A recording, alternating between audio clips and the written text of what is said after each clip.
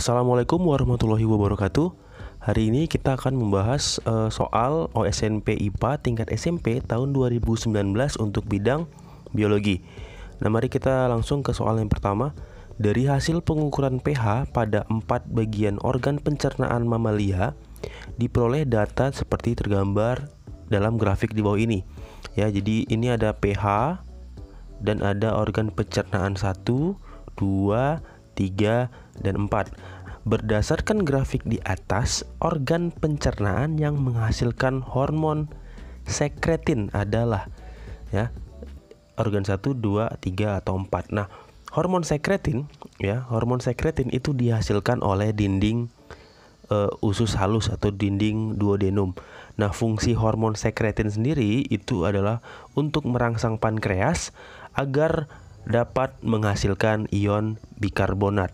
Nah, ion bikarbonat ini nantinya akan ditransfer atau dikirimkan dari pankreas menuju ke usus 12 jari untuk menetralkan kimus yang akan masuk ke usus 12 jari. Jadi kimus ini dia datang dari lambung, dia sifatnya asam. Nah, dinding lambung dengan dinding duodenum itu berbeda. Jadi kalau dinding duodenum terkena asam itu pasti akan rusak. Nah, jadi untuk menetralkannya dibutuhkanlah ion bikarbonat yang sifatnya basa. Itu. Jadi fungsi sekretin di situ untuk merangsang pankreas untuk menghasilkan HCO3 ya. Nah, jadi karena organ nomor 3 ya, ini pH-nya sekitar 3 ya, 1, 2, 3, berarti ini asam. Nah, bisa kita simpulkan bahwa organ nomor 3 ini adalah lambung. Nah, setelah lambung berarti kan masuk ke organ selanjutnya yaitu usus 12 jari. Nah, jadi organ pencernaan yang menghasilkan hormon sekretin itu adalah organ nomor 4 ya. Karena sekretin itu dihasilkan oleh dinding dari duodenum atau usus 12 jari. Oke, lanjut ke soal nomor 2. Ginjal memiliki fungsi ekskresi, yaitu mengeliminasi zat-zat yang tidak diperlukan lagi oleh tubuh kita. Di dalam plasma darah terkandung zat-zat berikut: albumin, urea, glukosa, asam amino, ion H+, amonia, air, imunoglobulin. Dari 8 zat di atas, jumlah zat yang dapat difiltrasi dan direabsorpsi oleh ginjal ada, berarti yang masih diperlukan oleh tubuh ya. Jadi yang dapat difiltrasi dan direabsorpsi oleh ginjal ada. Jadi kan proses pembentukan urin ada 3 tahap. Yang pertama filtrasi, yang kedua reabsorpsi, dan yang ketiga augmentasi. Nah, bisa kita lihat di gambar di sini ion NaCl ya, NaCl, H2O dan nutrien itu direabsorpsi kembali ke darah ya. Jadi ion H+ justru ditambahkan ke dalam urin. Nah, albumin ini karena ukurannya terlalu besar maka dia terfiltrasi, berarti dia dapat difiltrasi. Nah, urea di sini ya, urea juga dapat direabsorpsi ya, direabsorpsi. 2. Glukosa ini jelas ya, glukosa ini direabsorpsi di tubulus proksimal ya. Asam amino juga, asam amino ini karena ukurannya besar dia biasanya terfiltrasi ya. Oke, ion H ini tidak direabsorpsi, justru dia ditambahkan ke dalam urin. Amonia ini akan dibuang ya. Bukan. Ion H bukan, amonia juga bukan, air jelas ya. Nih, air di reabsorpsi atau diserap kembali. imunoglobulin juga, karena imunoglobulin ini antibody. Berarti ada zat yang dapat difiltrasi dan direabsorpsi itu ada 1, 2, 3, 4, 5, 6. Berarti jawabannya D. Oke, lanjut ke nomor 3. Stomata berfungsi untuk tempat keluar masuknya gas CO2 dan O2 pada daun. Stomata yang cenderung terbuka pada siang hari ditemukan pada tumbuhan C3, C4, cam atau konifera. Nah, tumbuhan itu berdasarkan jalur fotosintesisnya itu terdiri dari tumbuhan C3, C4, dan tumbuhan cam. Nah, kalau tumbuhan C3 ya, CO2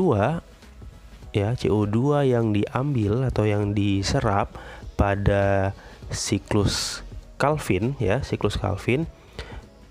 itu langsung masuk ke mesofil daun ya. Jadi tempat pengikatan atau tempat fiksasi CO2 dan tempat siklus Calvin terjadi pada tumbuhan C3 itu adalah di mesofil daun. Nah, tapi kalau pada tumbuhan C4 itu tempat fiksasinya ada di mesofil, tapi siklus Calvinnya terjadi di seludang pembuluh ya. Jadi kalau tumbuhan C4 itu berbeda tempat fiksasi CO2-nya dan tempat terjadinya siklus Calvin. Nah, kalau tumbuhan cam dia bukan tempatnya yang berbeda tapi waktunya. Jadi CO2 itu diserap pada atau masuk ke dalam daun itu saat malam hari. Ya, saat malam hari. Nah, siklus Calvinnya itu terjadi pada siang hari. Ingat, siklus Calvin itu siklus reaksi yang tidak bergantung pada cahaya. Jadi mau ada cahaya ataupun tidak ada cahaya dia tetap bisa berjalan. Beda dengan reaksi yang bergantung cahaya atau reaksi terang. Kalau reaksi terang dia membutuhkan cahaya ya, membutuhkan cahaya. Jadi saat tidak ada cahaya dia tidak bisa berlangsung reaksinya kalau pada reaksi terang. Nah, jadi saat di tumbuhan cam ini stomatanya terbuka pada malam hari ya, karena fiksasi CO2-nya berlangsung pada malam hari. Nah, di sini di pertanyaan stomata yang cenderung terbuka pada siang hari ditemukan pada tumbuhan, berarti tumbuhan ini sebenarnya C3 dan C4 ini juga terbuka pada siang hari ya. Jadi jawabannya mungkin ada 2. Kecuali nanti kalau dibilangnya di sini terbuka pada malam hari itu adalah cam ya. Oke, lanjut ke nomor 4. Dilakukan persilangan tanaman berbuah manis dan hijau bersifat heterozigot ya, dengan berbuah masam dan kuning homozigot. Manis itu sifatnya dominan terhadap masam, kuning sifatnya dominan terhadap hijau. Maka persentase didapatkan tanaman yang mempunyai tanaman berbuah manis dan kuning adalah mari kita lihat. Jadi M kita simbolkan sebagai M besar itu manis, M kecil itu masam ya. K besar itu kuning, K kecil itu hijau. Huruf besar itu menandakan bahwa dia dominan ya. Huruf kecil itu menandakan dia resesif. Oke, berarti kita silangkan M besar, M kecil, K kecil, K kecil. Karena tadi di sini dibilang ya berbuah manis dan hijau, heterozigot ya. Manis dan hijau heterozigot. Karena hijau itu nggak mungkin heterozigot ya. Berarti yang heterozigot di sini adalah yang manisnya, M besar, M kecil. Dikawinkan dengan berbuah masam dan kuning homozigot, berarti M kecil, K besar. Nah, kita pisah gametnya, berarti didapatkanlah gamet M besar K kecil, M kecil K besar, terus ini ada M kecil K besar. Nah, setelah dikawinkan itu didapatkanlah M besar M kecil K besar K kecil dan M kecil K besar K besar. Berarti didapatkanlah F1-nya itu adalah manis kuning 50%, asam kuning 50%. Nah, pertanyaannya di sini tadi berbuah manis dan kuning. Manis dan kuning berarti 50% ya. Jadi jawabannya yang C. Selanjutnya ke pertanyaan nomor 5. Ciri mamalia yang tidak ditemukan pada hewan lain adalah jadi mamalia itu adalah hewan yang memiliki kelenjar susu ya. Hewan yang memiliki glandula mamae. Nah, jadi mamalia itu ciri yang tidak ditemukan pada hewan lain. Kalau berkaki dua pasang ini salah ya. Aves juga ada yang kakinya dua pasang.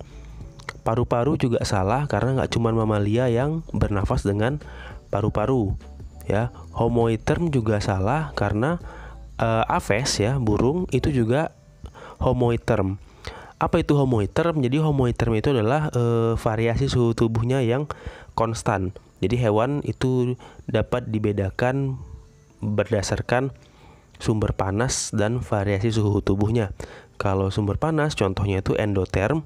Jadi endoterm itu hewan yang suhu tubuhnya berasal dari dalam tubuhnya sendiri. Berasal dari reaksi metabolisme di dalam tubuh. Itu contohnya aves dan mamalia. Kalau ektoterm itu hewan yang mendapatkan sumber panas itu dari luar tubuhnya. Contohnya Pisces, amfibi, reptil, dan invertebrata. Nah, kalau berdasarkan variasi suhu tubuh, hewan dibagi menjadi dua. Ada poikiloterm, ada homoiterm.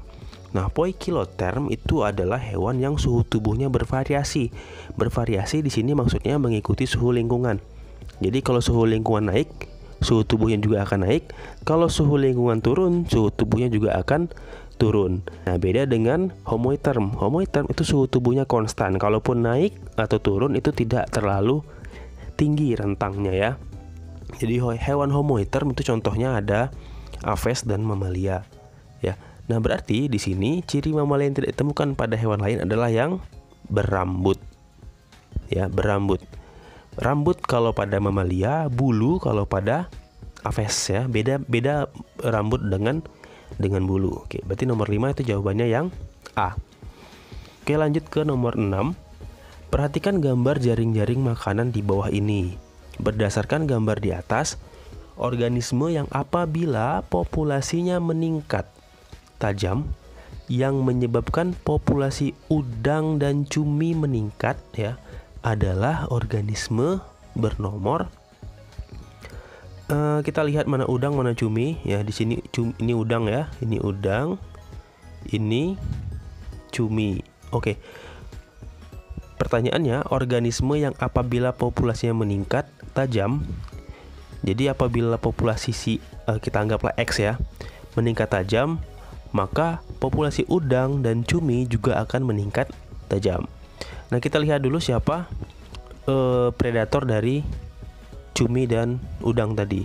Ini ada 3, ada 2, ada 4, ada ini 2, ini 1 ya, sorry. Ini 1, 2, 3, 4.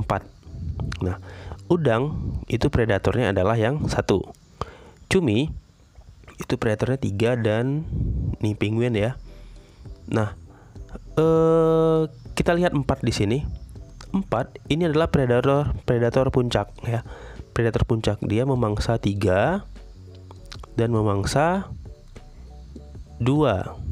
Nah, kalau jumlah 4 tiba-tiba naik ya, berarti jumlah 3 itu akan turun, jumlah 2 akan turun. Nah, karena 3 ini adalah predator dari cumi-cumi, nah berarti jumlah cumi-cumi, populasi cumi-cumi itu akan meningkat karena dia kehilangan predatornya. Berarti organisme yang dimaksud di sini itu adalah yang 4 ya. Oke, lanjut ke nomor 7. Interaksi antara dua jenis tumbuhan di mana salah satu jenis diuntungkan termasuk jenis interaksi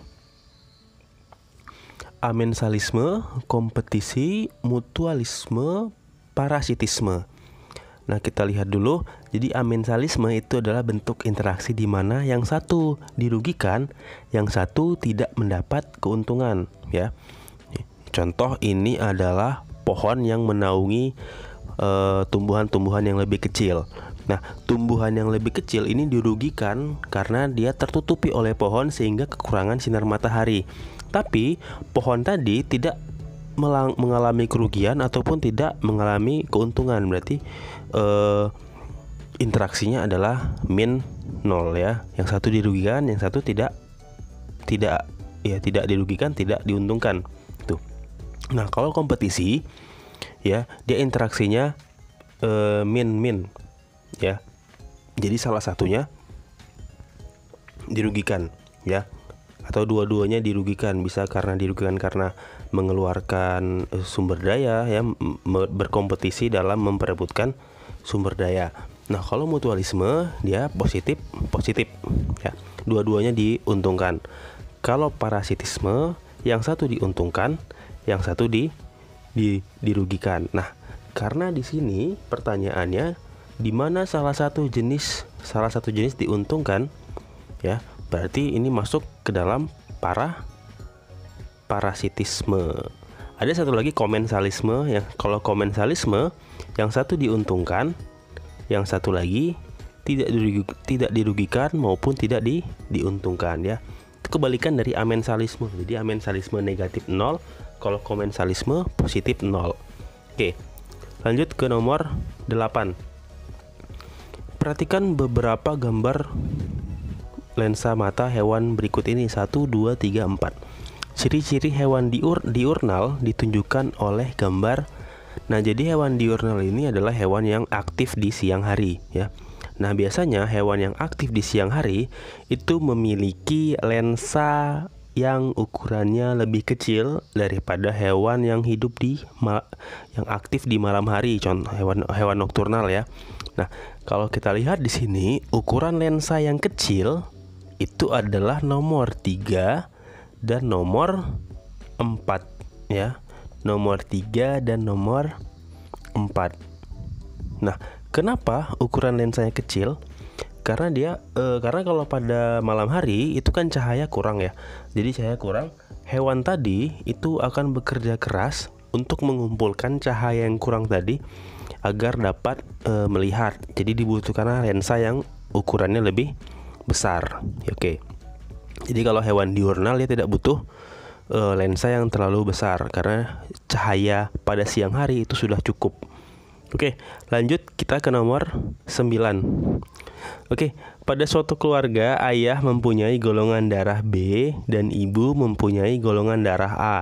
Maka anaknya dapat memiliki golongan darah.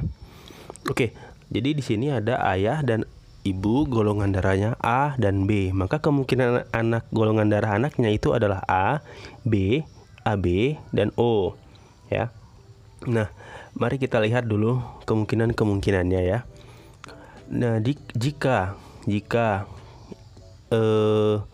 ibunya A homozigot, ayahnya B homozigot, maka anaknya itu 100% golongan darahnya adalah AB ya. IA, IB, IA, IB gitu ya. Nah, kalau kemungkinan kedua, ibunya A homozigot, ayahnya B heterozigot, maka anaknya itu 50% AB, 50% golongan darahnya A. Nah, kemungkinan ketiga, kalau ibunya A heterozigot, ayahnya B homozigot, maka golongan darah anaknya 50% AB dan 50% B. IA, IB, IA, IB, IBI0, IBI0 atau IBIO ya. Ya, 50% AB, 50% B. Nah, kemungkinan keempat, jika kedua-duanya sama-sama heterozigot ya, IAI0 dan IBI0, maka anaknya 25% setiap golongan darah ya. IA, IB golongan darahnya AB, IAI0 golongan darahnya A. IB0 golongan darahnya B, I0I0 golongan darahnya O. Oke. Nah, jadi kita lihat di sini dulu. Maka anaknya dapat memiliki golongan darah A jika ayahnya mempunyai genotip golongan darah homozigot. Kalau darah homozigot, berarti di ini ya, ayahnya homozigot ini ya.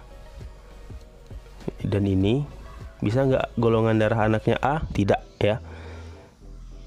Yang B, A jika kedua orang tuanya memiliki genotip golongan darah homozigot. Kalau keduanya homozigot, itu golongan darahnya bukan A tapi AB. Berarti yang B ini salah. Yang C, golongan darahnya B jika kedua orang tuanya mempunyai genotip golongan darah homozigot. Salah juga ya, B. Berarti jawabannya benar itu adalah D. Jadi golongan darahnya AB jika kedua orang tuanya mempunyai genotip golongan darah homozigot. Yang ini ya. Berarti golongan darahnya AB. Oke, lanjut ke soal nomor 10. Perhatikan data berikut ini. 1 bakteri, 2 fungi, 3 sel tumbuhan, 4 virus. Yang tidak memiliki membran adalah, ini jelas ya, berarti jawabannya itu yang 4 virus ya. Jadi virus itu bukan makhluk hidup ya. Jadi dia tidak mempunyai membran. Dia bahkan belum mempunyai sel. Dia tidak memiliki membran. Oke, lanjut kita ke nomor 11. Perhatikan organ ekskresi berikut. 1 badan Malpighi, 2 green gland, 3 nephridia, 4 paru-paru buku. Yang merupakan organ ekskresi pada hewan arthropoda adalah ya, 1 saja, 1 dan 4, 1, 2, 4, 1, 2, 3, 4. Nah, jadi badan Malpighi ini adalah organ ekskresi pada insekta ya, insekta itu termasuk arthropoda. Green gland itu organ ekskresi pada krustase. Ini green gland ini ya, krustase. Nah, krustase ini termasuk arthropoda. Berarti 1, 2 benar. Nah, nephridia ini organ ekskresi pada cacing ya, pada Annelida dan pada Platyhelminthes. Kalau pada Platyhelminthes dia masih berupa protonephridia. Kalau pada Annelida dia sudah metanephridia.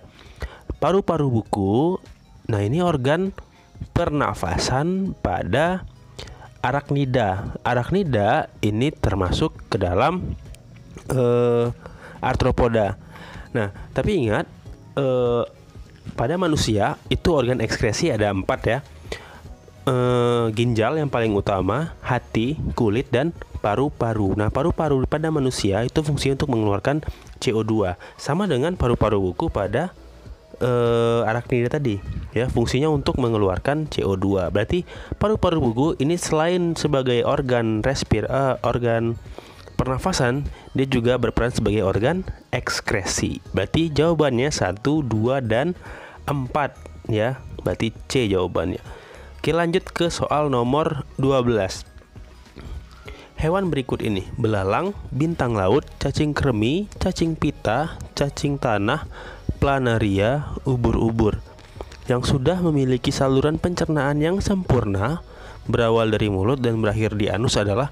Jadi hewan yang memiliki saluran pencernaan sempurna artinya dia punya mulut dan punya anus. Jadi makanan masuk dari mulut, keluar dari anus ya. Oke.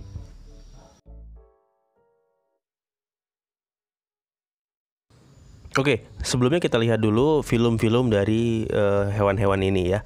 Jadi belalang itu filmnya Arthropoda, bintang laut filmnya Echinodermata, cacing kremi itu filmnya Nemathelminthes, cacing pita itu Platyhelminthes, cacing tanah Annelida, planaria Platyhelminthes, ubur-ubur Cnidaria. Nah, hewan yang memiliki saluran pencernaan sempurna itu mulai dari Nemathelminthes ya sampai ke Chordata ya. Arthropoda sudah, Echinodermata itu sudah, Nemathelminthes sudah, Platyhelminthes dia sistem pencernaannya belum sempurna. Annelida sudah sempurna, Platyhelminthes belum sempurna, Cnidaria juga belum sempurna. Nah, berarti yang sudah memiliki saluran yang sempurna itu 1, 2, 3, ya, 5, ya, 1, 2, 3, dan 5. Berarti jawabannya yang D. Oke, lanjut ke soal nomor 13. Dilakukan percobaan osmosis dengan menggunakan potongan kentang, didapatkan data sebagai berikut. Berdasarkan hasil percobaan di atas, yang bersifat hipotonis adalah larutan. Nah, jadi hipotonis itu adalah larutan yang kadar H2O-nya atau kadar airnya itu tinggi, ya, jadi banyak.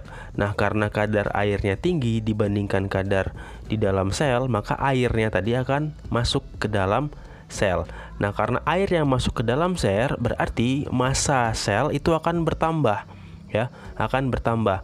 Nah, kalau kita lihat di sini, larutan mana yang menambah massa dari si kentang? Itu adalah larutan yang 4 dan 5. Karena larutan 3 dia tetap, ya, awal dan akhir tetap 2. Larutan 1 dan 2 ini berkurang artinya hipertonik, ya, hipertonik. Berarti jawaban nomor 13 itu adalah yang D, 4 dan 5. Ingat konsep osmosis, air itu berpindah dari tempat yang airnya banyak ke tempat yang airnya sedikit. Nah, karena di luar ini airnya banyak, maka air akan masuk ke dalam sel. Oke, lanjut, ya.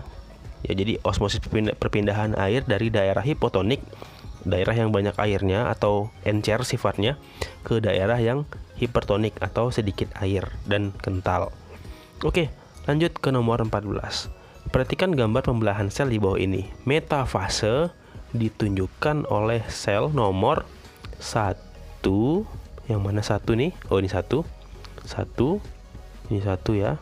1, 2, 3, 4. Oke. Nah, ini adalah proses mitosis, ya, pembelahan sel. Jadi ada beberapa tahapan. Yang pertama itu profase, yang kedua prometafase, yang ketiga metafase, yang keempat anafase, dan yang kelima telofase. Setelah itu masuk ke proses sitokinesis. Nah, metafase ini ditandai dengan kromosom yang berjajar di daerah ekuator, ya, daerah ekuator. Dia kromosomnya berjajar. Nah, kalau kita lihat di sini, bagian yang berjajar di ekuator itu adalah yang nomor 1, ya. Jadi ciri dari metafase itu di daerah atau di bidang ekuator. Berarti ini jawabannya adalah nomor 1A. Oke, lanjut ke nomor terakhir. Dari tabel di bawah ini yang merupakan perbedaan tanaman monokotil dan dikotil yang benar adalah. Nah, jadi kita lihat dulu karakteristik dari monokotil dan dikotil. Yang pertama kita lihat dulu monokotil, ya. Monokotil, embrionya itu jelas berkeping satu sesuai namanya. Jadi dia hanya mempunyai satu kotiledon. Nah, terus venasinya, daunnya, ya, itu biasanya tulang daunnya itu sifat sejajar, ya, tulang daunnya sejajar. Nah, terus dari batangnya itu jaringan pembuluhnya itu tersebar, ya, tersebar kalau pada monokotil. Nah, akar pada monokotil itu biasanya serabut, dia nggak punya akar utama. Nah, selanjutnya serbuk sarinya, ya, serbuk sarinya itu biasanya hanya punya satu bukaan. Polennya cuma hanya punya satu bukaan, one opening. Dan bunganya, ya, bunganya biasanya itu kalau monokotil dia kelipatan 3, ya. Ingat, monokotil kelipatan 3. Nah, sekarang kita ke dikotil. Nah, kalau dikotil dia memiliki 2 kotiledon, ya.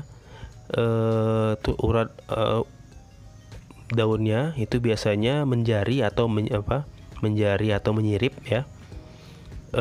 Jaringan pembuluh di batangnya itu tersusun, ya, tersusun rapi. Nah, akarnya dia biasanya tunggang ya, tunggang dia punya akar utama baru bercabang jadi akar-akar yang lebih kecil. Nah, polennya itu punya 3 bukaan, 1, 2, 3.